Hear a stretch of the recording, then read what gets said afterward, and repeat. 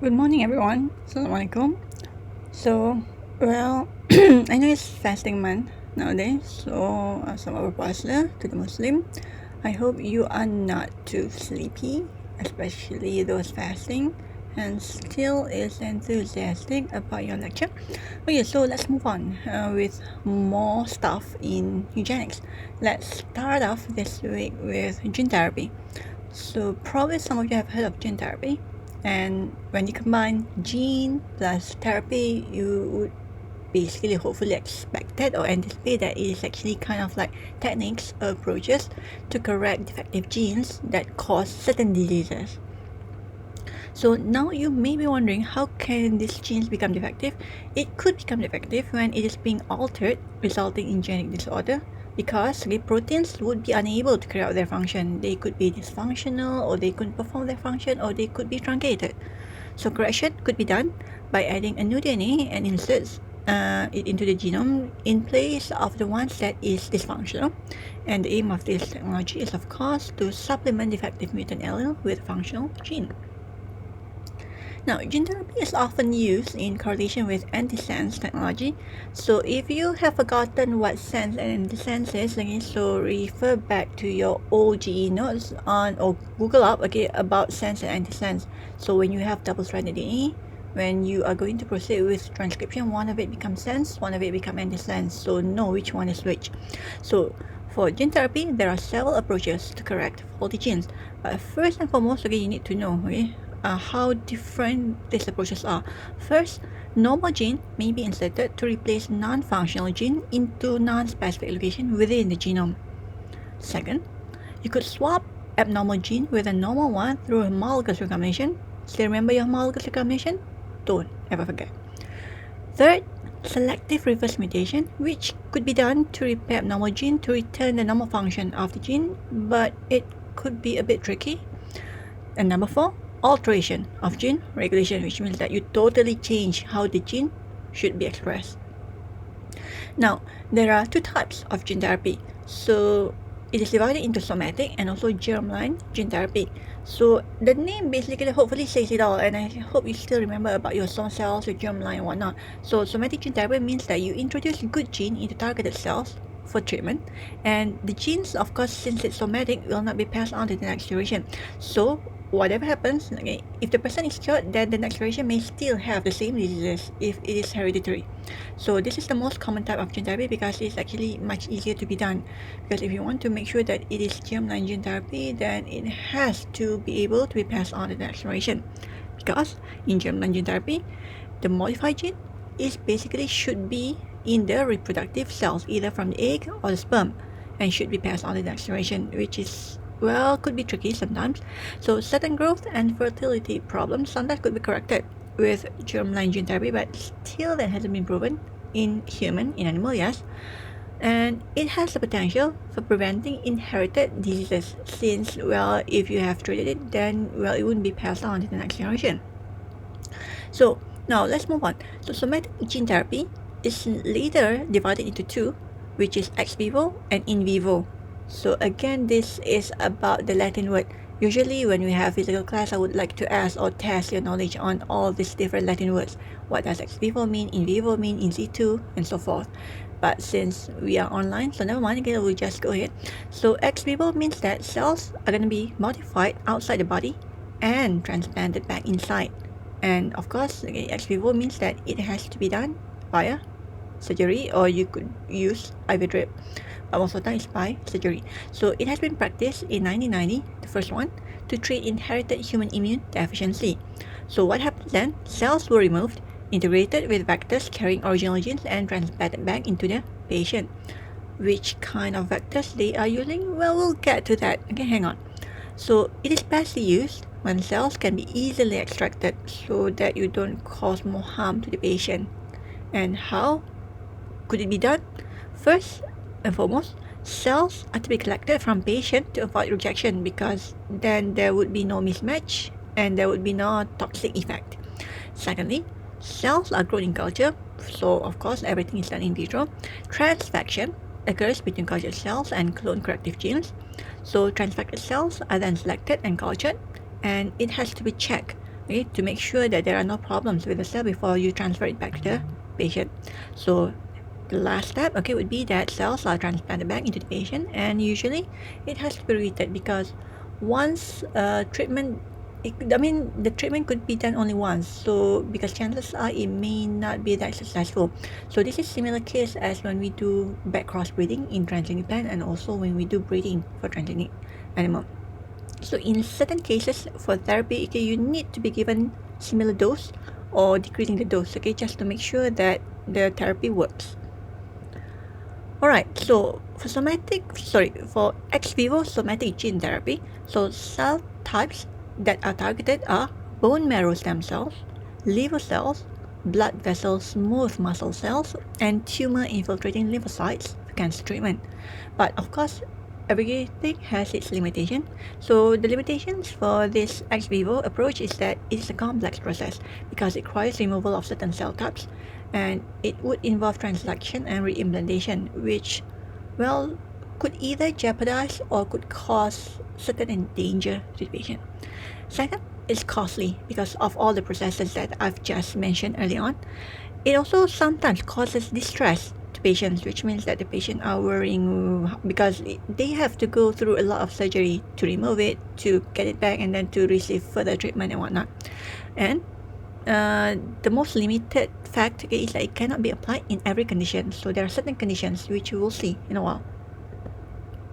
Now, for the second approach for the somatic gene therapy is in vivo, not the il vivo, the group, if anyone knows. Okay, so genes for in vivo are changed in the cells inside the body. So how do you think that it could do its work? How could basically it change or it modifies or heal the gene in the body? So usually any modification has to be done in the lab first before you transfer it to the patient. So it is said to be an uncommon as recombination of DNA construct is actually quite low, and usually they don't really recommend this approach unless they have tested it in the lab and it has a very good chance of changing the cells inside the body later on after transplantation. So what happens in this approach? Remedial genes are delivered directly, and vectors used have to deliver genes to enough cells and remain undetected by immune system because we all know by now that our immune system is very good, so they could detect and they could counter back, make you sicker, or sometimes killing the good thing to kill the bad thing inside you. However, this process is basically less tedious as compared to ex vivo because it eliminates isolation, culture, and cell reintroduction to patients. And the target tissues are skin, colon, pancreas, bone marrow, brain, lung, muscle, liver, and spleen. However, for in vivo, it needs specialized vectors to target specific cell types, and most of the time you really need to use the virus vector and certain types of non-viral vector. And the limitation to this approach is that it requires additional safety regulations, and the transgene expression by vectors usually need to contain internal tissue-specific or inducible promoters to make sure that the gene could be expressed when it should be expressed, not all the time. So this is how they look like side by side, ex vivo over here and in vivo gene therapy. So which means that, okay, if you remember back from what I just said in the previous slides, so for ex vivo you need to get the cell or the gene from the patient, extract it out, modify it in the lab, okay, and then basically reimplant it back into the patient, as compared to the in vivo whereby everything is done outside, then only it's being injected back into the patient in the hope that the gene could remedy itself inside the body. Now, how does gene therapy work? It's actually quite complicated, but the basic is that if a mutated gene causes essential protein to be missing or dysfunctional, then this approach could introduce a normal copy of the gene to restore its function. That's the theory behind it. But there is always a but. A gene inserted directly into a cell may not function. I'll put there will not function because you need to make sure that all the component in the gene works properly. If it's not compatible, then it will not function. So I change it to may not function. Still in my note, I keep it as will not.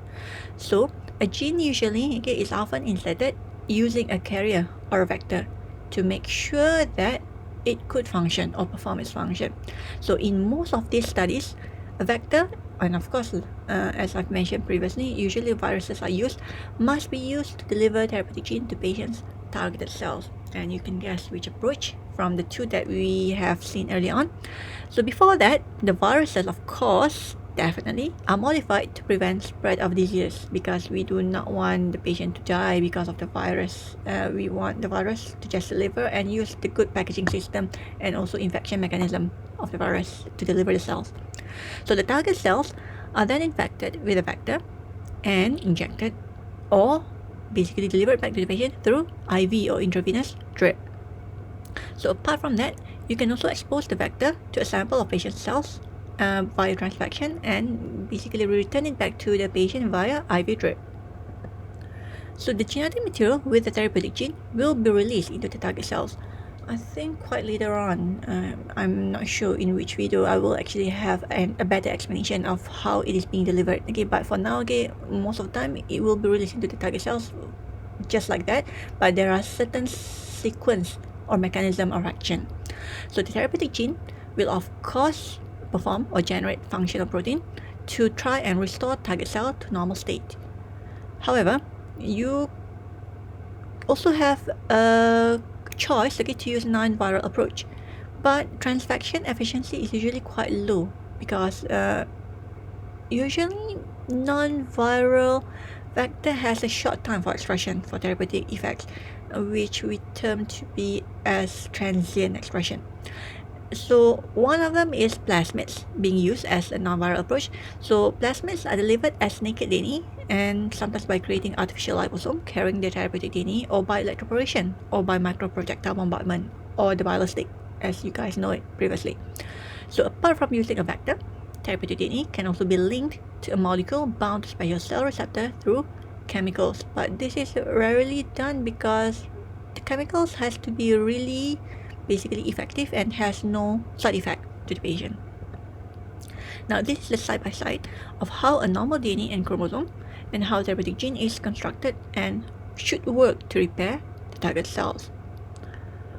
Alright, so what happens is that regardless of the approach to be used, so the cells, and this is by right, the most or the commonly used approach is by ex vivo cells harvested from the patient. Well, for in vivo, usually cells are also harvested from the patient. So in the lab, they try to determine to which virus vector is to be used, and usually, like I said, if virus is being used, it has to be altered so that it cannot reproduce. We do not want the patient to be infected by the virus. Thirdly, the gene is inserted into the virus, and of course, the virus good packaging system is being used to make sure that it could basically generate the transgene in abundance. So the altered virus mixed with the patient cells is then hopefully after a few testing, transfection and whatnot in the lab become genetically altered. So after it has been confirmed, verified that it has been genetically altered, so it is injected into the patient's body or transplanted back. And of course, well, we hope that, and by right, based on the basic approach, the altered cells should produce desired protein to correct the dysfunctional protein or to replace the protein that could not work. Right, so I think I'll stop here for a while for you guys to digest, and you guys can move on to the next video.